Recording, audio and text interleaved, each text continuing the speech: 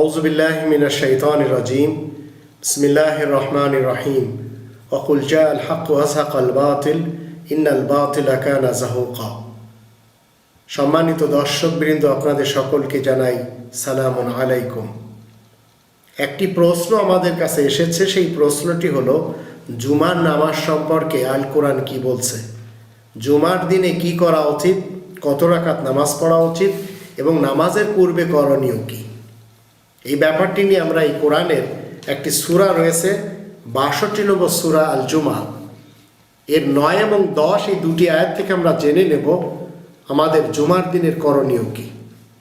এখানে আল্লাহ বলছেন, ইয়া আইয়ুহাল্লাযীনা আমানু, তোমরা যারা ঈমান এনেছো শোনো, ইযা নুদিয়া লিস-সালাতি মিন ইয়াউমিল জুমআতি ফাসআউ ইলা যিকরিল্লাহ ওয়া যারুল বাই' যালিকুম খায়রুল লাকুম ইন কুনতুম তা'লামুন ফাইদা কুদিয়াতিস-সালাতু ফান্তাশিরু ফিল আরদ ওয়াবতাগু মিন ফাদলিল্লাহ ওয়াযকুরুল্লাহা কাসীরান লাআল্লাকুম তুফলিহুন।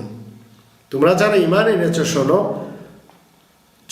যখন জুমার দিন আজান দেওয়া হয় জুমার জন্য, তখন তোমরা সবাই এই জিক্রুল্লাহর জন্য, আল্লাহ তাআলা স্মরণের জন্য তোমরা সবাই চলে আসবে। আর আল্লাহ বলছেন যে ওয়াজারুল বাই', ব্যবসা বাণিজ্য ছেড়ে দেবে। যালিকুম খায়রুল লাকুম ইন কুনতুম তা'লামুন, এটা তোমাদের জন্য উত্তম যদি তোমরা জানতে চাও। ফাইদা কুদিয়াতিস সালাত, যখন নামাজ শেষ হয়ে যাবে, ফান্তাশিরু ফিল আরদ, আবার জমিনে তোমরা ছড়িয়ে পড়ো। ওয়াবতাগু মিন ফাদলিল্লাহ, আর আল্লাহ তাআলার পক্ষ থেকে রুজি তলাশ করো। ওয়াযকুরুল্লাহা কাসীরান লাআল্লাকুম তুফলিহুন, আর আল্লাহ তাআলাকে স্মরণ করো খুব বেশি পরিমাণে, যেন তোমরা কামিয়াবি অর্জন করতে পারো। তো এই আয়াত দুটি থেকে আমরা জানলাম জুমার দিনে আপনাকে যে কাজগুলি করতে হবে, যখন আজান শুনলেন সঙ্গে সঙ্গে আপনার ব্যবসা বাণিজ্য, আপনার অফিস আদালত, আপনার চাকরির স্থান, এগুলি একটু ক্লোজ করে চলে আসতে হবে। এখন যে সমস্ত লোকেরা পেরে উঠতেছে না, যারা অমুসলিম দেশে অথবা ইহুদি খ্রিস্টানদের কাছে চাকরি করে যাচ্ছে, তারা কি করবে? তাদেরকে আবার আল্লাহ রাব্বুল আলামিন বলছেন ২ নম্বর সূরা আল বাকারার ২৩৮ এবং ২৩৯ আয়াত দুটির দৃষ্টিতে তাদেরকে করতে হবে কি? আল্লাহ বলছেন সব নামাজের হিফাজত করতে হবে এবং নামাজকে করতে হবে মধ্যম, আর আশঙ্কা যদি হয় তাহলে বসে বসে নামাজ পড়ে নেবে অথবা চলতে চলতে। কিন্তু যখন নিরাপদে থাকবে তখন তারা ঠিক ওইভাবে আল্লাহ তাআলাকে স্মরণ করবে যেভাবে আল্লাহ শিক্ষা দিয়েছেন।